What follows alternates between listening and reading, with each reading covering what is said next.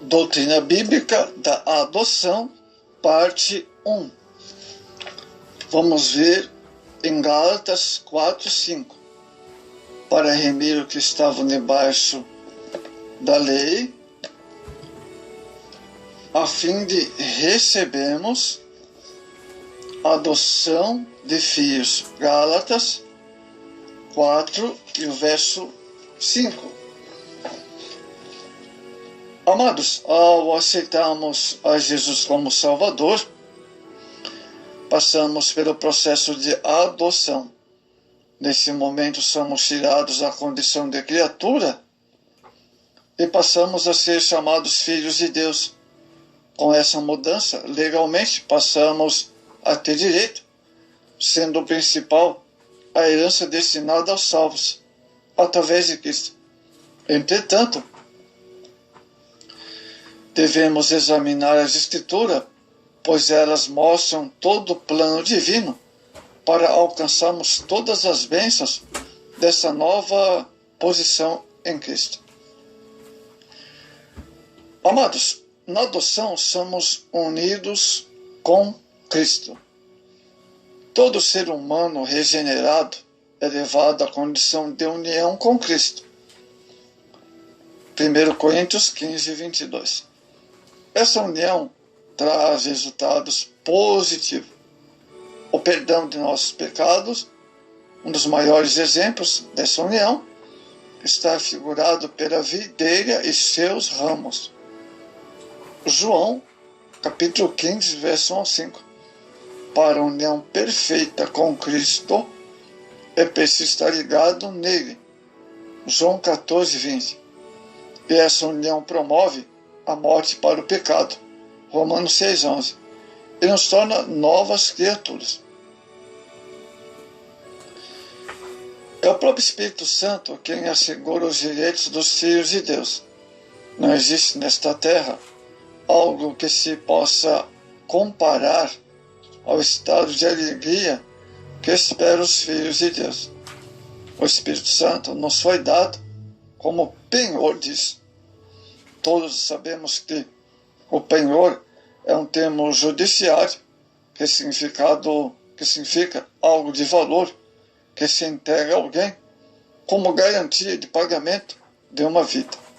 Deus nos deu o Espírito Santo como garantia de nos dar o céu por herança. Muito bem. A natureza dessa união, amados.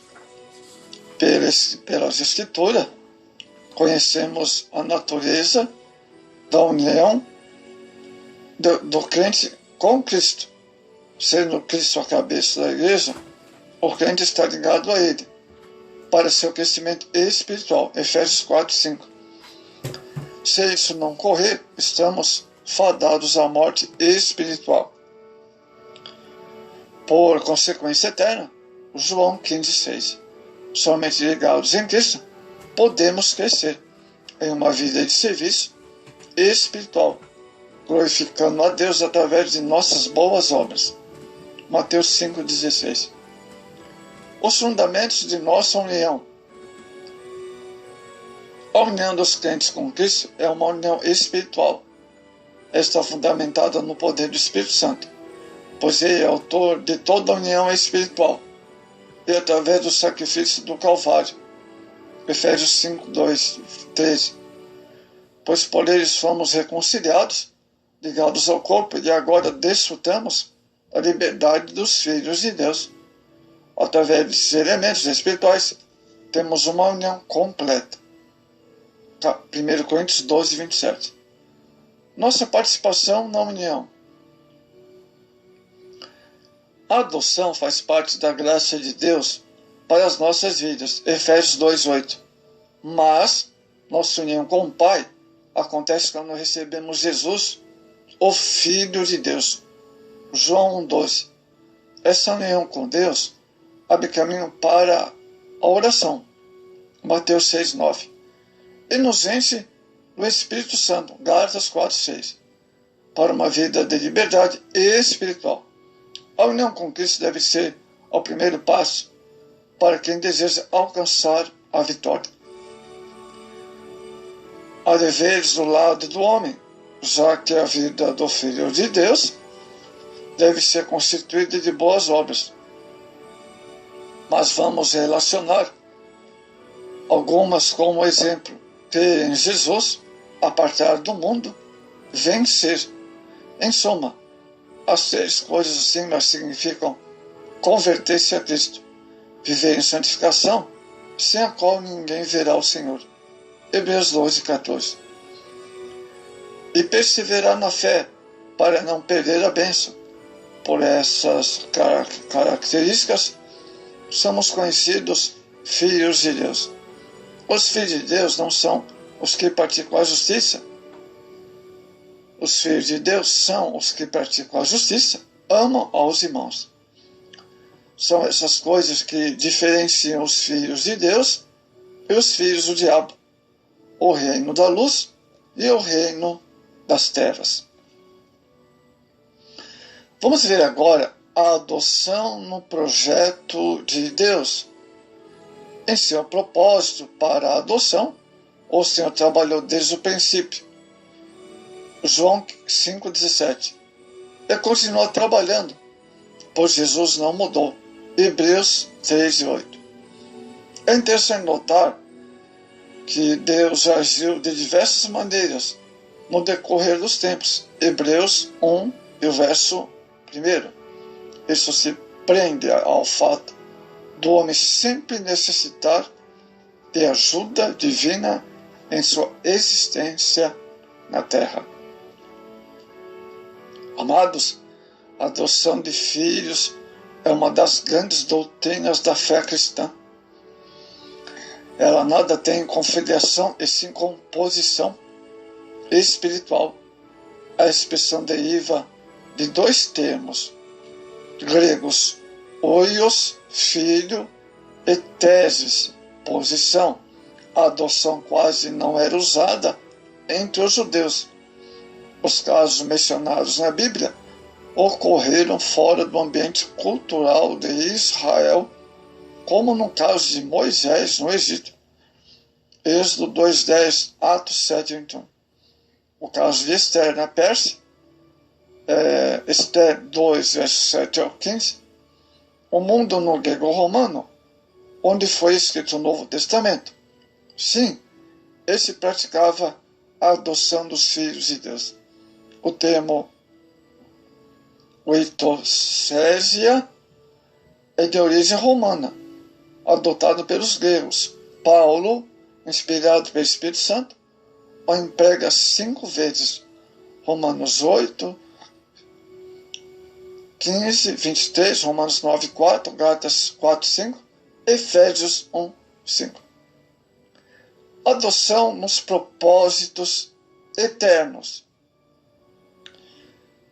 A adoção nos conselhos de Deus foi um ato antes da fundação do mundo. Efésios 1, 4. É o que aconteceu através do propósito divino em Cristo. Efésios 3, 11. Fomos adotados segundo a presciência divina para louvor de sua glória. Efésios 1, 14. E, assim sendo, nos tornamos membros da família de Deus. Efésios 3,15. O exemplo disto, temos a declaração de Paulo concernente à sua conversão. Gálatas 1,15. Reforçando o princípio do propósito eterno para nossa adoção em Cristo. A adoção é eterna de natureza, pois desde a eternidade fomos adotados por Deus. Efésios 1, 4, 5.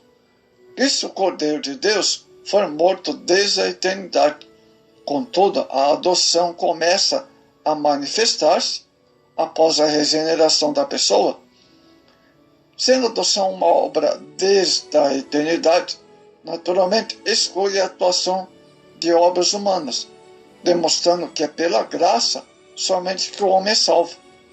O momento quando a adoção começa a realizar-se é a ocasião que a pessoa crê em Jesus reconhecendo Senhor,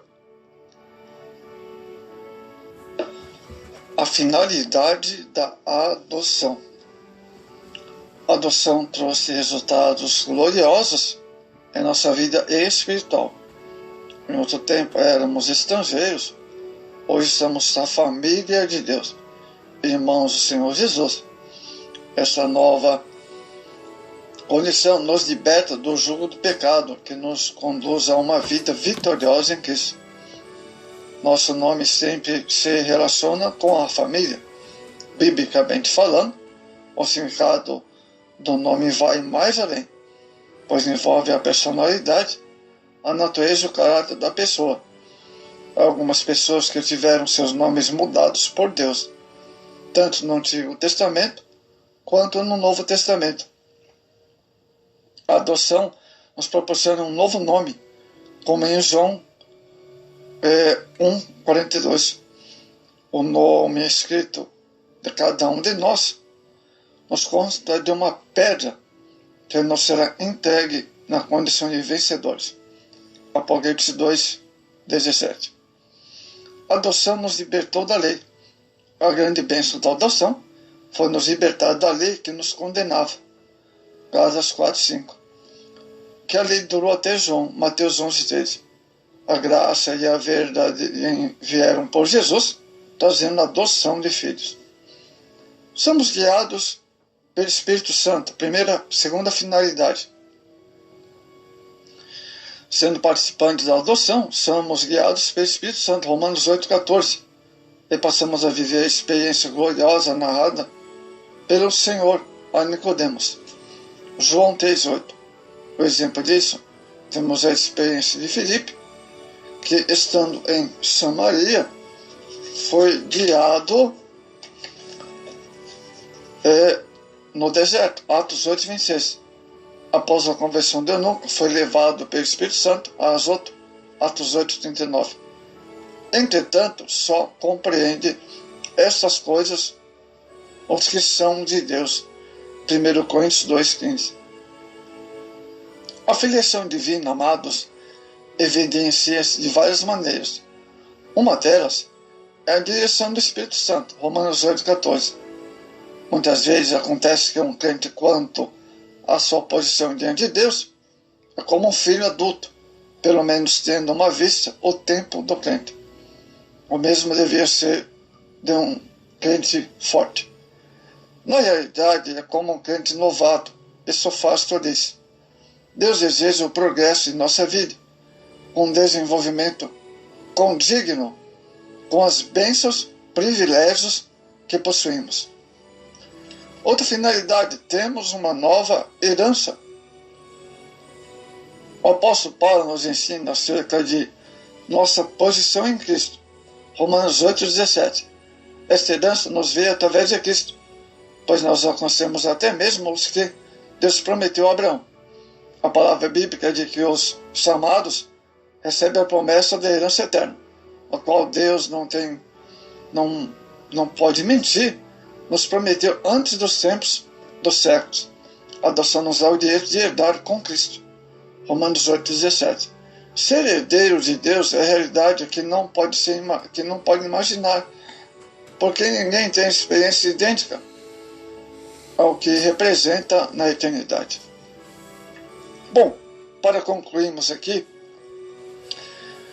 essa segunda parte da doutrina da adoção, a adoção é um processo que inicia ao aceitarmos Jesus como nosso Salvador. A partir daí vem a conversão, justificação, regeneração, santificação. Que vamos falar mais para frente sobre santificação e justificação. E então, amados, daí vem a conversão, justificação, regeneração, santificação, como algo que deve acontecer na vida dos verdadeiros filhos de Deus. A adoção é a garantia divina de que fazemos parte da família de Deus e herdamos com Cristo as grandes e inefáveis promessas de nossa vida.